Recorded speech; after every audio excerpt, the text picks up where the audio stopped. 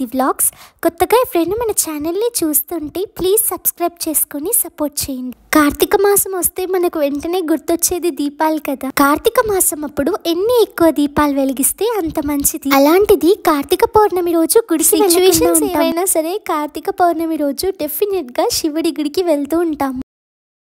రెగ్యులర్గా ఇంట్లో 365 డేస్ మనం దీపం ముట్టించినా ముట్టించకపోయినా కూడా కార్తీక పౌర్ణమి రోజు వత్తులు వెలిగిస్తే మనం 365 డేస్ పూజ చేసినంత ఫలితం దక్కుతుంది కదా. అందుకే కీసరగుట్ట వచ్చేసామండి. చాలా క్రౌడ్ ఉంటుంది అని తెలుసు, కానీ నైటే వెళ్దామని ప్లాన్ చేసుకున్నాము. ఫస్ట్ కీసరగుట్ట చాలా బాగుంటుంది, సో మీ అందరికీ చూపిద్దామని చెప్పి ఇక్కడికే వచ్చేసాము. కంప్లీట్గా వీడియోని చూడండి.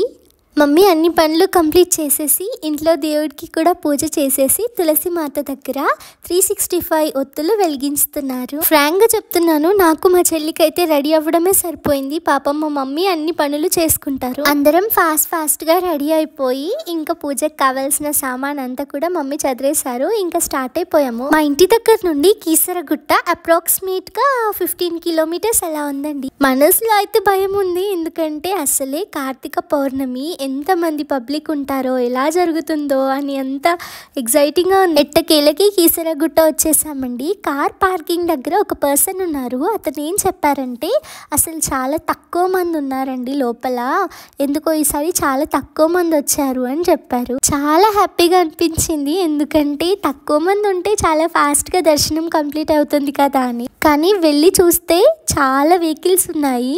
ఫస్ట్ అర్థం కాలేదు, ఏమోలే అని నడుచుకుంటూ వస్తే ఇంకా చాలా పబ్లిక్ ఉన్నారండి. ఇది వాళ్ళకి చాలా తక్కువ అంట. లిటరలీ షాక్ అయిపోయాము. మేము అసలు యాక్చువల్లీ 9కి అలా వెళ్ళాము. 9కి ఇంత లైన్ ఉంది, ఇంత క్రౌడ్ ఉన్నారు, అయినా కూడా చాలా తక్కువ మంది ఉన్నారని వాళ్ళు చెప్పేసరికి జోక్ లాగా అనిపించేసింది మాకు. దర్శనం కోసం లైన్లో నిల్చుంటే midnight 2 or 3 అవుతుంది. అందుకే ఫస్ట్ ఒత్తులు వెలిగిద్దామని అటు సైడ్ వెళ్ళాము.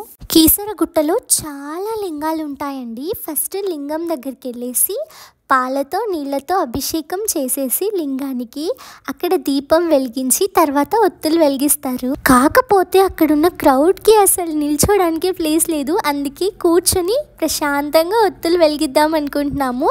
కానీ ఫస్ట్ దేవుడి దగ్గర ముగ్గు వేసేసి దీపం పెట్టేయడం మంచిది కదా. మనం ఎక్కడికైనా వెళ్ళినప్పుడు అన్నీ ప్రిపేర్ చేసి పెట్టుకుంటాము ముందే, కానీ ఏదో ఒకటి మిస్ అవుతుంది, అప్పుడు చాలా డిసప్పాయింట్ అయిపోతాం కదా. మా విషయంలో కూడా అలాగే జరిగింది. మమ్మీ టెంపుల్ కోసం అన్నీ చదివేశారు, సో అందులో ఒక మెయిన్ ఇంగ్రీడియంట్ మిస్ అయిపోయారు. యాక్చువల్లీ కార్తీక మాసంలో ఉసిరి దీపాలు పెడితే చాలా మంచిది కదా. ఉసిరికాయలు మా ఇంట్లో చాలా ఉన్నాయి, కాకపోతే పెట్టడం మర్చిపోయారు.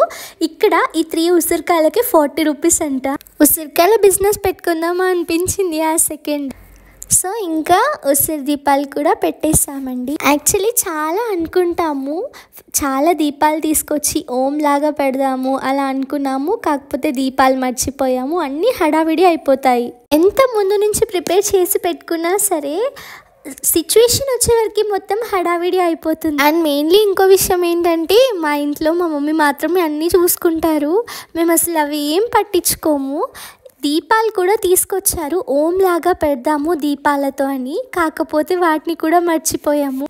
ఇదంతా పక్కన పెడితే ఈ 365 ఒత్తులు వెలిగించేటప్పుడు ఒక సాటిస్ఫాక్షన్ ఉంటుంది. 365 డేస్ దేవుడికి పూజ చేసిన ఫలితం వస్తుంది ఈ ఒక్కరోజు 365 ఒత్తులని వెలిగిస్తే. ఏదేమైనా సరే, ఎన్ని ప్రాబ్లమ్స్ ఉన్నా సరే దేవుడికి మనస్ఫూర్తిగా మొక్కుకొని దేవుడి గుడిలో ఉంటే మనసు ఎందుకో చాలా ప్రశాంతంగా ఉంటుంది. అదే దేవుడి గుడిలో ఉన్న మహిమ కదా. సో ఇక ముగ్గు వేసేసి ఒత్తులు మా చెల్లి తమ్ముడు కూడా దీపాలు వెలిగించేశారు. మళ్ళీ ఇంకో విషయం చెప్పడం మర్చిపోయాను, 365 ఒత్తులు వెలిగించేటప్పుడు దేవుణ్ణి మనస్ఫూర్తిగా ఒక కోరిక కోరుకొని వెలిగిస్తే ఆ కోరిక ఖచ్చితంగా నిలవేరుతుందని నమ్మకం. మన కోరికలకు అంతేముంటుందండి, ఒక కోరిక కోరుకోవడం అంటే చాలా కష్టం, ఎందుకంటే మనకి కౌంట్లెస్ కోరికలు ఉంటాయి కాబట్టి. బట్ చాలా బాగా అనిపించింది, మంచి క్వాలిటీ టైం స్పెండ్ చేసాము టెంపుల్లో, చాలా బాగుంది. ఇక్కడ మేము ఒక దృశ్యం చూసామండి. లోపల ఇలా అక్కడ కాలుతుంది చూసారా, అది ఆరిపోయేంత వరకు ఆ గోపురం చుట్టూ తిరగాలంట. అందరూ స్పీడ్గా తిరుగుతున్నారు. ఇంకా దర్శనం చేసుకొని రాగానే ఇక్కడ నాగదేవత గుడి కనిపించిందండి. అక్కడ కూడా దర్శనం చేసేసుకున్నాము. ఇక్కడ పులిహోర ప్రసాదం చాలా బాగుంటుందంట, కానీ మేము నైట్ వచ్చాం కదా అయిపోయింది.